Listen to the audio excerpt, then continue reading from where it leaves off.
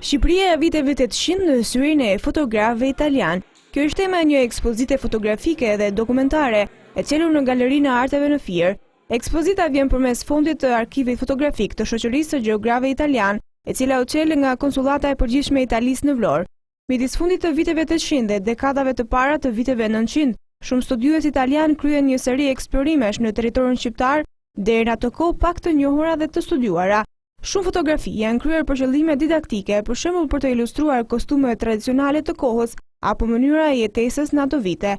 Konsulli i përgjithshëm i Italisë në Vlorë, Stefano Berghesiu, tha se kjo ekspozitë sjell në vëmendje një Shqipëri të panjohur më parë.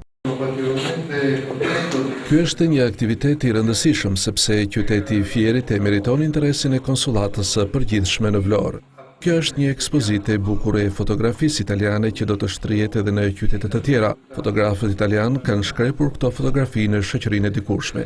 Ekspozita për herë të parë është hapur në Tiranë në kuadër të 100 vjetorit të pavarësisë. Fotografët italianë në fillim të viteve 800 fotografuan një realitet të panjohur për Italinë dhe italianët.